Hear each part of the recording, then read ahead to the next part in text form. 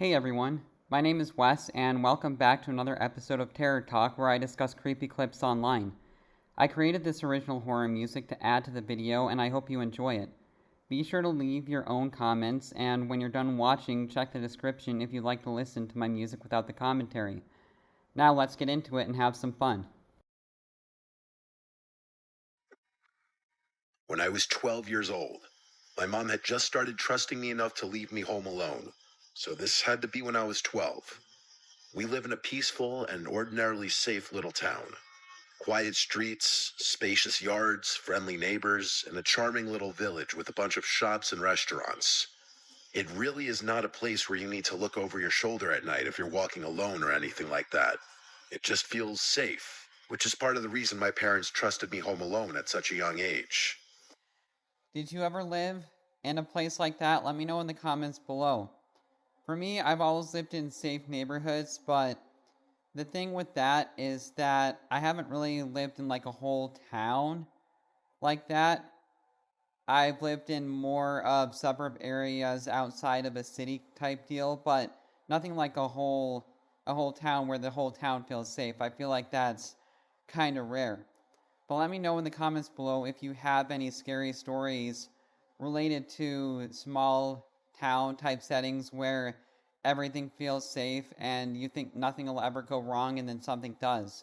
Let me know if you have any experiences like that because I love hearing other people's scary stories and experiences. I still live with my parents today in the same house. The night in question, it was a weekend. My parents were leaving me home alone for the night. We were really little. My grandparents would watch my older sister and I. But since my sister wasn't home for whatever reason, and since I was kind of old enough to be left alone at that age, my parents decided to just trust me by myself. My parents had us young, so they've always been a bit more active in the sense that they'd often travel or go out on the weekends with their friends. They left me some money for pizza for dinner. It was the ideal night for a 12 or 13-year-old. House to myself, video games all night, and pizza for dinner. I used to be obsessed with James Bond video games when I was a kid, so I was playing some game called Nightfire for like my third playthrough on my PS2. After I finished the game again, I decided to order the pizza. There was a pizza place right by our house called Gianni's. It's been closed for years now, but it was one of my family's go-to pizzerias. I ordered a regular pie. At the age of 12, I could easily eat 3 slices by myself. My mom told me to wrap the leftover slices in tinfoil and put them in the fridge. I switched out discs for another video game in the meantime while I waited for the pizza, and when the doorbell finally rang, I hurried downstairs with the $20 bill my parents left me. My mom told me to tip $4. The pizza place was like 3 blocks away, so honestly, it wasn't a bad tip, especially for the time. The delivery driver was some 30-something-year-old looking guy, though he looked a little rough, like he had a really long and gross beard. He also wore glasses and was wearing a black trucker's hat. I gave him the 20 and asked for the specific change. As he handed me the box and counted the change, he looked up at me and then looked past me into the house and said, "You alone here?" I knew it was an odd, creepy question, and my parents taught me well about being wary of strangers. I said my parents are on their way home. A stupid answer in retrospect. I could have just said no. But I knew he was asking because, first of all, there were no cars in the driveway, and the fact that a kid was accepting the pizza at the door instead of an adult. After he handed me the change, I closed the door. I ate in the kitchen, probably had 3 slices, and then wrapped up the rest of them and put them in the fridge. I went back upstairs and played my other James Bond PS2 game, Agent Under Fire. I liked this one less than Nightfire, but it was still good. Hours go by of me playing. It was probably 11 o'clock when the doorbell rang. Naturally, thinking it was my parents, I rushed downstairs to the door. I said through the door, "Mom? Dad?" But an unfamiliar voice on the other side said, "Hey, I need help." They said they need to use a phone. I said, "Who is this?" And he repeated that he just needs to use a phone. I didn't want to peek through the window because, quite honestly, I was scared. I decided to go upstairs and ignore it. I knew from common sense alone that opening that door would be a horrible, horrible idea. Yeah, isn't it weird that this pizza guy is asking if he's home alone and then someone comes back a while later. I mean, the kid has good instincts, and not a lot of kids at that age have good instincts like that and are completely oblivious. So I do give the parents a lot of credit for raising the kid to have a lot of awareness of themselves like that. So yeah, definitely kudos to the parents in this situation, but really creepy. Like, it's so creepy that this pizza delivery guy is kind of stalking this house at this point, isn't it? Like, if you were this age and something like this happened to you, how do you think you would have handled it? Let me know in the comments below. I was walking up the stairs, which are directly in front of the front door, when the man outside banged on the door, and I heard him say, "Wait, please, I need help." What that meant was that he saw me. He was watching through the glass at the top of the door. I turned around, and though it was dark on the front porch, I could still see the outline of the man's head. Though I couldn't see his eyes, it was obvious that he was staring back at me. I ran upstairs and ran to my parents' room. The only house phone that was upstairs was in my parents' room, so I went to the phone immediately and called my mom's cell phone number. I didn't memorize my dad's number at that age. My mom picked up the phone, likely under the influence of a few glasses of wine, and then I told her that there's someone at the door asking to come in. This comment likely sobered her up instantly, as I remember her tone shifted dramatically, and she sounded much louder and more concerned.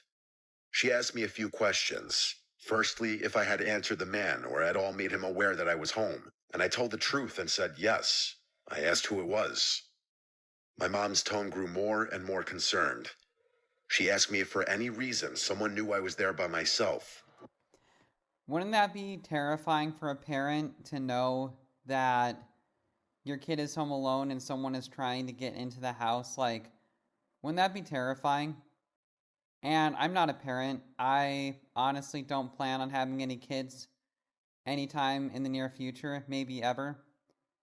That's just never something that's been of interest to me at all in my life, but I can only imagine how terrifying that would be to have your kid call you and tell them that someone is trying to get into the house. Have you ever experienced that with your kid or someone else's kid?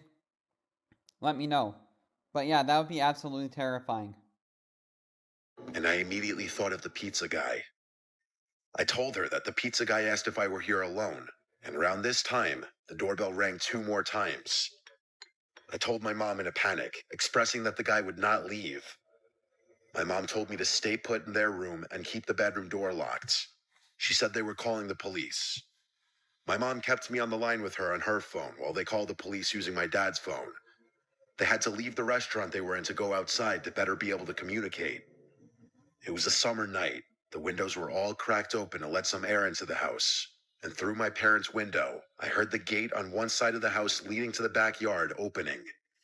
It opened in a very discreet, gentle-sounding way. I told this to my mom, and she kept telling me to just stay quiet, stay in their room, and keep the lights off. I said quietly into the phone, "What if he tries getting in through the den window?" My mom would tell me to just stop talking and wait for the police. She would continue talking into the phone, feeding me updates from the police and their ETA, reminding me also to not talk. I was starting to calm down just a bit when I heard the unmistakable sound of footsteps downstairs. Footsteps of someone inside the house, wandering around. I whispered this in a panic to my mom, and I heard her scream something into the other phone to the police. Probably something along the lines of, "The man is inside the house, hurry up." My mom told me to hide under the bed and wait there. For my 12-year-old self, it was the most horrific, unreal moment of my life. The only thing keeping me feeling relatively protected was the tiny little lock on my parents' bedroom door. I heard footsteps coming up the stairs. The stairs are by my sister and I's bedroom down the hall. My parents' bedroom is further down. The footsteps faded for a few moments, I'm assuming as the intruder went into our bedrooms, searching. My mom told me the police would force their way in and to not move until they were inside.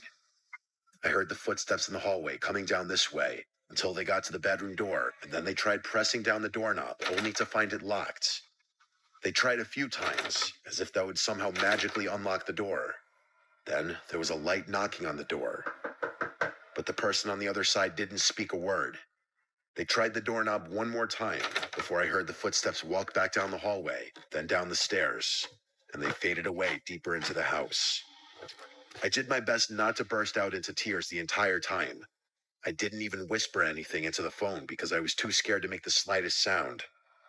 My mom finally told me the police were there, but to still stay put. I was expecting to hear them kick down the door, but instead, I just rather suddenly heard multiple heavy footsteps and a man shouting my name, identifying himself as a police officer. I heard them coming up the stairs, and my mom gave me permission to answer them and unlock the door. There were 2 officers upstairs when I opened the door, and then 2 more downstairs. They didn't have to kick down the front door because the back door was left completely ajar. The back sliding window was also slid completely open, which was the obvious original entry point. I had to talk with the police and tell them everything that happened, including my suspicion of the pizza guy, with my parents listening in on the phone. They were en route home, and by the time they got back, there were only 2 police officers still at the house. With the police report including a note of the pizza guy, they said they'd do their investigation. My parents brought me to Gianni's Pizzeria the next night and asked me to point the guy out if I saw him. When I didn't see him, they asked the manager which employee matched the description of the delivery guy I described. He said that would be Phil, who was currently out doing a delivery. After explaining the whole scenario, he said there's no way that would be Phil and asked us to leave the premises. Long story short, my parents made a big scene in the pizzeria, and they said they would never give them our business again. We went to the car and waited in the parking lot. We waited for almost an hour, and when he never showed up, we left. My parents thought it was because the manager called or texted the employee, which caused him not to show back up, but who knows? My parents contacted a few lawyers who ultimately didn't take the case due to a lack of solid evidence, stating it would be a waste of time, basically. Ultimately, we never did go back to that pizzeria, and it wasn't for a long while after that my parents felt safe leaving me home alone again, simply because of this incident. Ultimately, I do think it was the pizza guy, or at least someone associated with him, because who else would have known that I was home alone that night? Yeah, pretty crazy story, huh? And it's even crazier that the guy actually broke into the house. It's one thing if he's trying to get in, but when he actually breaks in, then that makes it real and really scary for a kid at that age, or really anyone at that age. I mean, I can only imagine if someone broke into my home, that would be probably one of the scariest experiences that anyone could go through, in my opinion.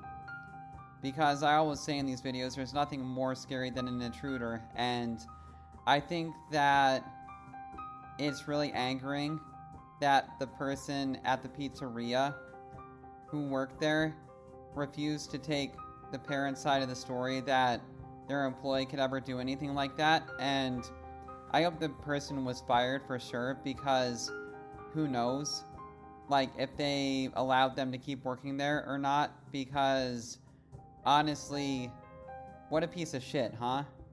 The person who worked at the pizzeria, they didn't even take the parent's story seriously, like, at all. Like, what a piece of shit. And that kind of thing really angers me when something like that is just completely blown off. And that pizzeria doesn't really deserve any business at all, frankly, if that's how they run things. But yeah, this is definitely a creepy intruder and break-in story for sure.